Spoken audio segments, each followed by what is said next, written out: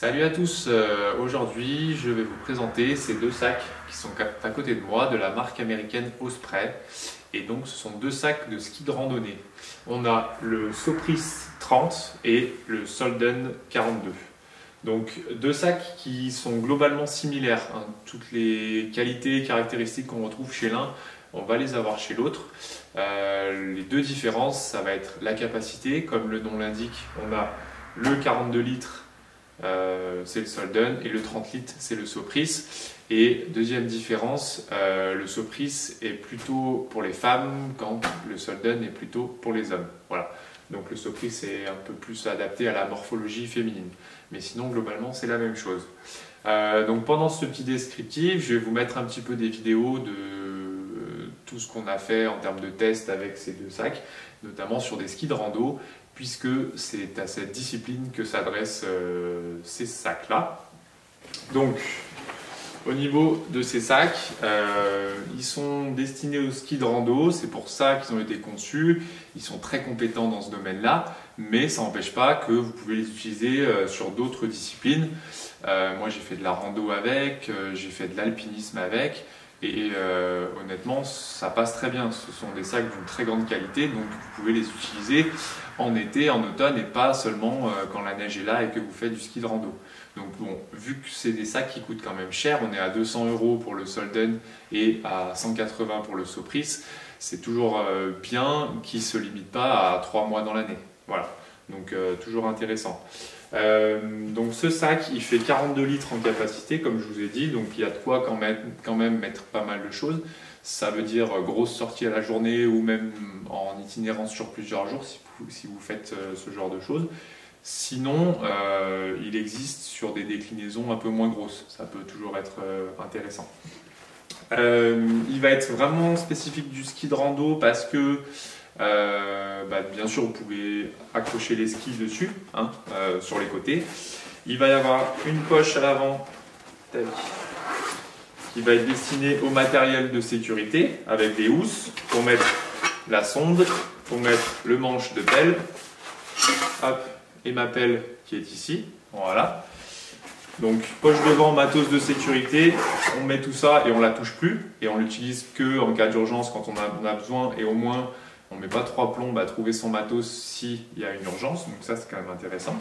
Vous allez avoir ici des rangements pour le piolet, pour les plus aguerris d'entre nous. Vous pourrez voir dans mon article sur les photos, je vous montre comment s'installe le piolet. Par-dessus, vous allez pouvoir recouvrir le casque avec un filet, donc ça aussi également bien adapté. Ensuite, on a une grande poche centrale, comme sur un petit peu tous les sacs, avec un cordon de serrage ici, hop, voilà. Et ce qui est très intéressant, c'est que cette poche-là, elle va aussi pouvoir s'ouvrir par l'arrière. Tac. On peut l'ouvrir en grand. Et là, voilà, j'ai accès à mes pots de phoque, j'ai accès à mon... Bon, là, j'ai mon Arva parce que je ne l'ai pas sur moi, mais voilà. Donc ça, c'est super pratique parce que au moins, en 30 secondes, même pas, vous pouvez avoir accès à tous vos trucs sans avoir besoin de tout sortir. Donc ça, j'ai vraiment apprécié cette caractéristique-là au niveau de cette poche. Ensuite, vous avez le haut du sac qui a également des poches. Tac.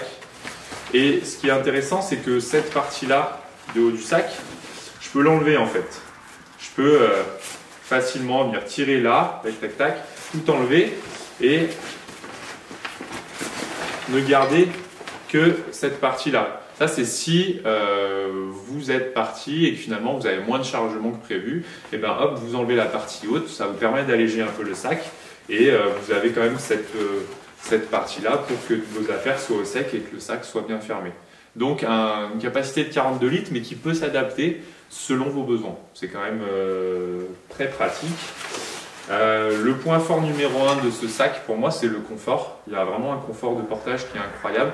Même en courant, enfin j'ai fait rando trail avec, en courant en descente, franchement le maintien est super et c'est un sac qui est vraiment très confortable grâce notamment à ces bretelles larges et toutes les sangles de maintien qui font que la charge va être répartie de façon vraiment optimale. Ce panneau là dorsal En plus d'être un peu rembourré et donc de vous protéger en cas de chute forte pendant le ski, c'est de la mousse et du coup c'est très confortable également. Donc voilà, c'est vraiment un sac qui a beaucoup de confort et qui est très intéressant de ce point de vue-là. Voilà ce que je pouvais dire pour ces sacs au spray, donc vendus au tarif, je l'ai dit tout à l'heure, de 200 € pour le Solden, 180 pour le Sopris qui est un peu plus petit.